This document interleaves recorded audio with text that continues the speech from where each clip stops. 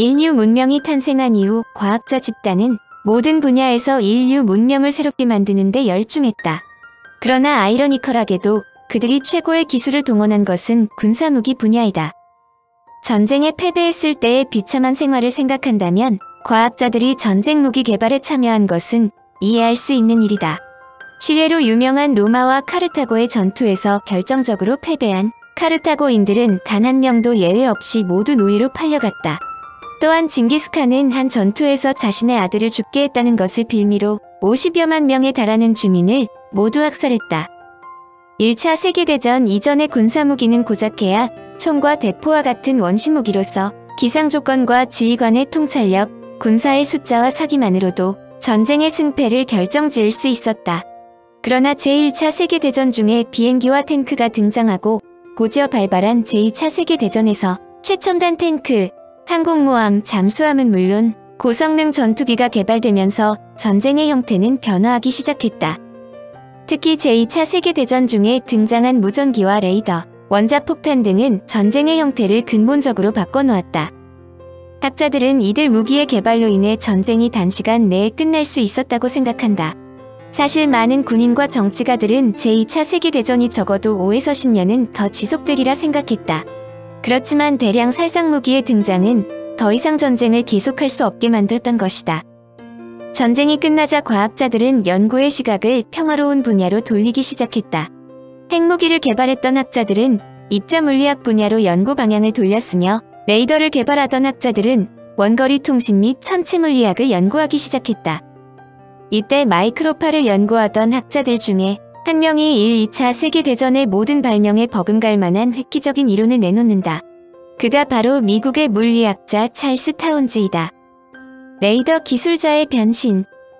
타운즈는 1915년 7월 사우스캐롤라이나주의 그린빌 인근 농가에서 태어났다.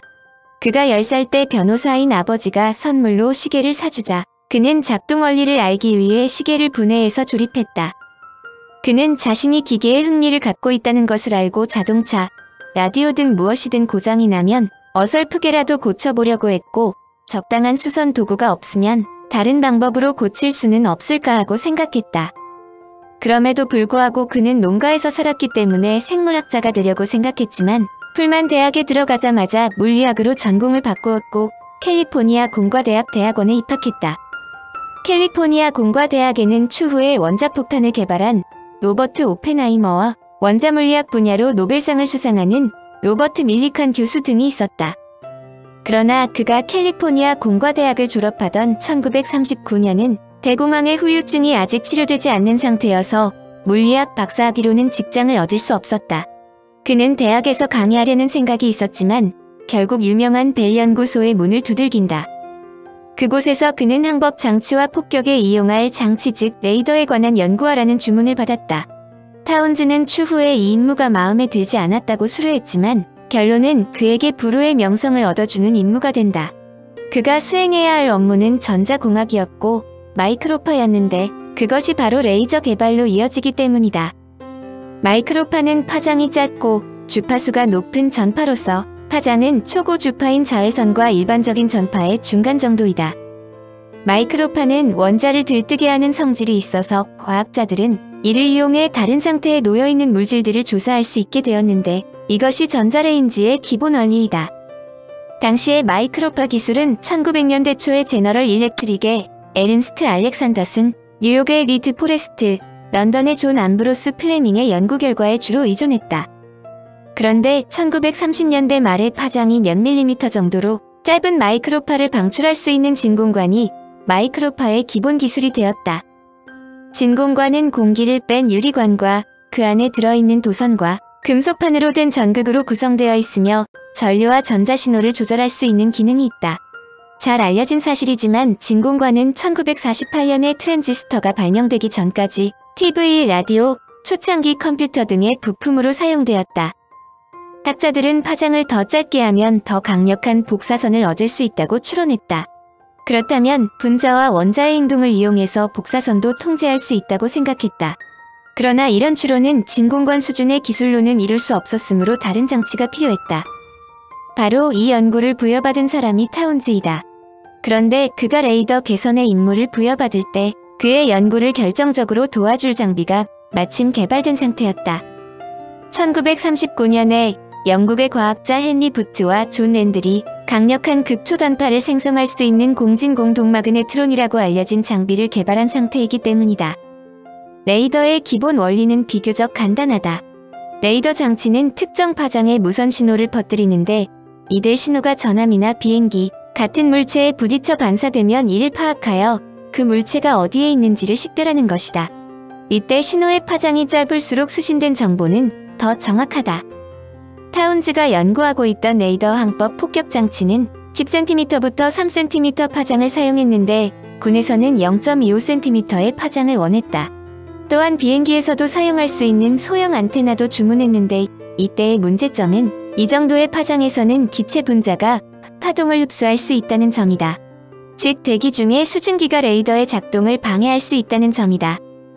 타운즈는 제2차 세계대전이 끝날 때까지 수증기의 파동 흡수 문제를 해결하지 못하고 전쟁이 끝나자 벨 연구소에서 컬럼비아 대학으로 갔다.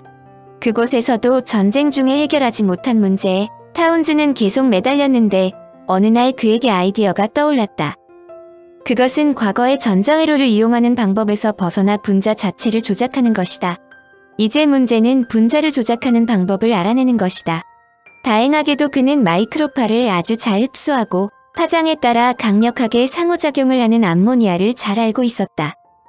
그는 암모니아 분자들을 높은 에너지 준위로 격리시킨 다음 적절한 크기의 극초단파 광자로 충격을 주는데 성공했다.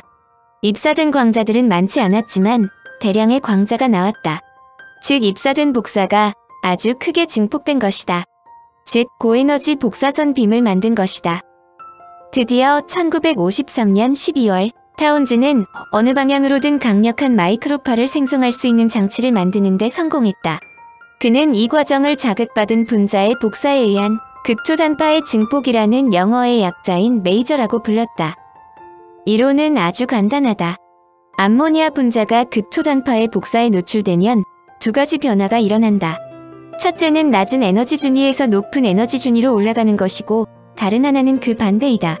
보통의 경우는 에너지 준위가 올라가는 과정이 훨씬 많이 일어난다. 그러나 모든 암모니아 분자를 높은 에너지 준위에 있게 한다면 낮은 에너지 준위로 떨어지는 과정이 많이 일어난다. 이때 극초단파의 복사가 한 개의 광자를 제공하면 암모니아 분자 한 개가 낮은 에너지 준위로 떨어지는데 동시에 암모니아 분자로부터 전자 하나가 방출된다. 즉 최초의 전자와 방출된 분자 두 개의 전자가 있게 된다. 다시 두 개의 전자는 두 개의 암모니아 분자를 흔들고 두 개의 전자가 방출된다. 다음에는 네 개의 전자가 방출되는 등 연쇄작용이 일어나 처음에 입사된 하나의 전자에 의해 같은 크기를 갖고 같은 방향으로 행동하는 전자의 폭발적인 이동이 일어나는 것이다. 타운즈는 소련의 바소프, 프로호로프와 공동으로 1964년 노벨 물리학상을 받았는데 바소프와 프로호로프도 타운즈와 동일한 연구를 했다. 레이저의 개발. 타운즈는 레이저를 개발한 후 한 아이디어를 떠올렸다. 마이크로파를 증폭시킨다면 다른 파도 증폭시키는 것이 가능하지 않겠느냐다. 이는 빛도 가능하지 않을까 하는 질문을 던진 것이나 다름없다. 레이저가 실용화되는 것이다. 그런데 타운스는 처음에 빛을 실용화한다는 생각은 없었다. 그는 추후에 다음과 같이 수료했다. 파장이 짧은 파동을 만들려고 했던 이유는 과학을 하기 위해서였다. 분자에 관해 더 많은 것을 알고자 했지 응용에 대해서는 생각하지 않았다. 레이저 광선을 밝은 빛 같은 것으로 생각하지 않았다. 그저 분자에 관해 더 알고 싶었기 때문에 그 분자를 연구할 수 있는 파장이 짧은 파동을 만들려고 했다. 그러나 그가 궁극적으로 성공할 수 있었던 것은 아서 슐로라는 물리학자를 만났기 때문이라 볼 수 있다. 그들은 1949년에 컬럼비아 대학에서 만난 적도 있고 분광학에 대해 1955년 공동으로 책도 집필한 적도 있었다. 1956년 타운스는 벨 연구소에 근무하는 슐로를 찾아갔다. 그들은 메이저의 원리를 마이크로파의 영역에서 끌어내어 가시광선이나 자외선과 같은 파장이 더 짧은 영역으로 확장하는 데 의견을 일치했다. 그들은 모든 파장 즉 광파에도 메이저를 이용할 수 있다고 결론을 내렸다. 광파는 파장이 약 1000분의 1mm인데 마이크로파는 파장이 약 1mm이다. 여하튼 그들은 한 가지 주파수로 융합될 수 있으며 한 방향으로 정확히 진행할 수 있는 간섭성 빛을 생산하는 장치 개발에 착수했다. 간섭성이란 한 방향으로만 진행하는 것을 의미하며 이와 반대되는 단어는 비간섭성이다. 비간섭성 빛이란 사방으로 산란되는 광양자를 뜻하는데 일반적인 빛은 비간섭성이다. 원리적으로 메이저는 전자기파의 어느 파장에도 응용이 가능하지만 가시광선 파장 범위의 광선을 증폭시키는 메이저가 레이저다. 태양 광선을 프리즘에 통과시키면 무지개색의 분광 현상이 생긴다. 레이저는 그 무지개색 가운데 단 하나의 색, 즉 단일 진동수의 빛을 내보내는 장치이다. 레이저에서 방출된 빛은 간섭성이 강하며 진행 방향이나 파장이 일정하다. 따라서 레이저 광선은 퍼지지 않고 가느다란 빛으로 대단히 멀리까지 진행해 나갈 수 있다. 1600km나 떨어진 곳에서 발사한 레이저 광선으로 커피 주전자를 가열할 수 있을 정도이며 1962년에 달을 향해 발사된 레이저는 40만 킬로미터의 우주 공간을 지나 달에 도착했을 때 직경이 약 3km 정도밖에 퍼지지 않았다. 최초의 레이저광은 1960년에 미국의 물리학자 테오도르 메이먼에 의해서 만들어졌다. 그는 산화알루미늄에 산화크롬을 첨가한 인조 루비 막대를 이용하여 태양의 표면에서 방출되는 빛보다 4배가 강한 붉은 빛을 얻을 수 있었다. 메이먼이 개발한 레이저를 고체 레이저라고 하며 현재도 고출력의 광 펄스원으로 이용하고 있다. 한편 같은 해에 벨 연구소의 야반은 네온과 헬륨 기체를 혼합한 광원을 사용하는 레이저 장치를 만들었다. 기체 레이저는 가시광을 포함한 여러 파장의 빛을 발생시킬 수 있고 안정된 연속 발진을 하므로 영상 분야에서 널리 이용되고 있다. 1962년에는 반도체 다이오드의 순방향으로 전류를 흘렀을 때에도 레이저 작용이 일어나는 것이 발견되었고 이것은 광통신을 비롯하여 콤팩트 디스크 등 기록의 여러 분야에서 널리 이용되고 있다. 또한 1966년에는 복잡한 유기염료를 집속 광원으로 사용한 유기레이저가 개발되었다. 특히 유기염료는 복잡한 분자로 이루어졌으므로 전자의 반응이 다양하게 일어나며 여러 종류의 파장을 가진 레이저 광선을 만들 수 있다. 즉, 그 전까지는 한 가지 파장만을 증폭할 수 있었던 것에 비해 유기레이저는 일정한 범위 내의 모든 파장을 증폭할 수 있다는 것이다. 레이저의 개발에서도 인류가 태어난 이래 최고의 천재 중의 한 명이라는 아인슈타인이 등장한다. 아인슈타인은 1917년에 원자가 여기 상태일 경우 동일한 에너지의 광자가 원자를 원래 상태로 돌아가도록 촉진시키면서 유도된 광자의 복제품 광자를 방출할 수 있다는 유도 방출 이론을 발표했다. 원자가 에너지를 얻고 또 그 원자가 얻은 에너지와 같은 양의 에너지를 지닌 광자가 그 원자에 와서 부딪힌다면 그 원자는 얻었던 에너지를 내놓는다. 이때 그 원자는 부딪혔던 광자와 똑같은 크기의 광자를 내놓으며 방출된 광자는 원래의 광자와 방향 특성, 파장, 미상, 그리고 편광 상태가 같다. 광자 하나가 들어오면 같은 광자 2개가 나간다는 것은 마이크로파를 증폭할 수 있다는 가능성을 제시한 것이다. 20세기 최고의 과학자로 아인슈타인을 이야기하는 것도 무리도 아니다. 사실 아인슈타인이 2005년까지 더 살아있었다면 1961년 웨스바우어와 함께 상대성 이론으로 1964년에는 메이저와 레이저에 대한 기초 이론, 2005년 GPS로 사상 최초로 4개의 노벨상을 받았을 것이라고 생각한다. GPS는 아인슈타인의 상대성 이론이 옳다는 것을 확실하게 알려진 것으로도 유명하다. GPS에 사용되는 위성은 가장 정확하다는 원자시계를 갖고 있는데 위치를 정확히 알기 위해서는 이 시계가 지구 위에 있는 시계와 정확히 같이 움직여야 한다. 그러나 위성이 너무 빨리 움직이고 높이 떠 있다는 것이 문제다. 속도가 빠르기 때문에 상대성 이론에 영향을 받는 것이다. 상대성 이론에 따르면 빠르게 이동하는 물체 안에서는 시간이 느려진다. 일상생활에서는 이런 현상이 나타나는 경우가 거의 없지만 위성은 다르다.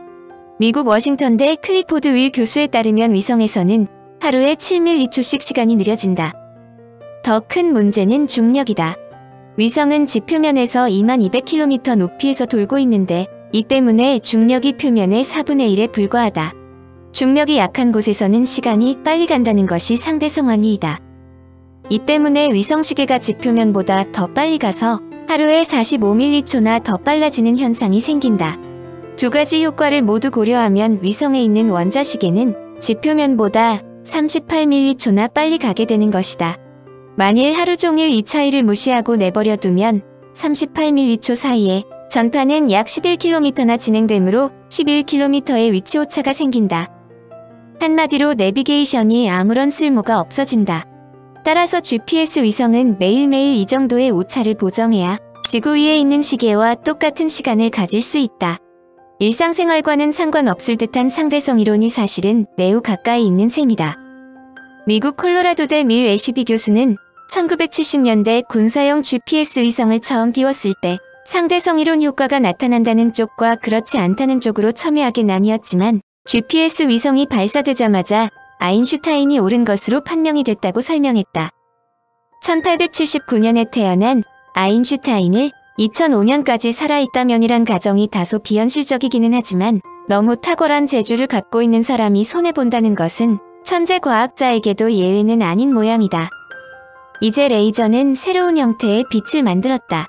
기존 광원에서는 빛을 파동으로 제어하는 방법이 없었기 때문에 공간을 통하여 에너지를 전달하는 것 외에는 활용할 수 있는 방법이 별로 없었다. 따라서 조명이나 광학기계 등에 사용하는 것이 고작이었다. 이에 반하여 레이저는 전파처럼 규칙적인 진동을 연속하여 발생케 하는 장치이므로 파장을 마음대로 조정할 수 있다. 현재 이용 가능한 레이저광의 파장 범위는 가시 영역은 물론 자외선 영역부터 전파 영역까지 넓혀져 파장마다 고유의 레이저 광선을 만들 수 있게 되었다. 이것이 레이저가 거의 모든 전자제품에 사용할 수 있게 된 요인이다. 또한 레이저 쪽으로 움직이는 물체에서 반사된 빛은 도플러 효과에 의해 속도에 비례해서 진동수가 증가하고 멀어지는 물체는 진동수가 감소한다. 레이저 선속은 아주 강한 단색 광파로 특징 지어진다. 블렌버게는 매우 높은 빛의 강도에서 물질의 성질을 연구하기 위해 레이저를 이용했다. 왜냐하면 물질 내의 편광은 광파의 진폭에 더 이상 비례하지 않기 때문이다. 그는 또한 분광학과 연관한 셋 혹은 4개의 파선뿐만 아니라 포화 분광학, 도플러 효과와 같은 새로운 분광학 기술에 모든 이론을 적용시켰다. 그 기술들은 자동차와 제트 엔진 내의 연소장치 같은 곳과 생물학적 원료의 탐색까지 다양한 효과를 연구하기 위해 사용되었다. 레이저 분광학은 레이저 광선이 비춰진 물체의 원자와 분자의 성질을 이용하기 위해 이용된다. 표본이 흡수한 파장과 흡수된 에너지의 상대량은 화학적 변화, 화학결합, 원자와 분자 에너지 준위들을 규정하는 데 사용될 수 있다. 아서 숄로는 주로 광학과 극초단파 분광학, 핵자기 공명, 초전도체와 레이저에 대한 연구를 했다. 아서 숄로와 블렌버게는 레이저 분광학의 발전에 관한 공헌으로 1981년 노벨 물리학상을 받았다. 또한 크레머 박사와 알페로프 박사가 실온에서 작동 가능한 반도체 레이저를 연구하여 현재 레이저 시대를 여는 촉진제가 되었고 2000년 노벨 물리학상을 수상했다. 레이저의 혜택을 가장 많이 본 사람은 아마도 펜지아스와 윌슨일 것이다. 그들은 1964년 레이저 증폭기를 이용하여 빅뱅이 일어났을 때 생긴 우주 배경 복사를 발견하여 1978년 노벨 물리학상을 수상했다. 1997년에는 스티븐 추, 코엔타누지, 필립스가 레이저를 이용한 원자의 냉각 및 포획 연구로 노벨 물리학상을 받았다.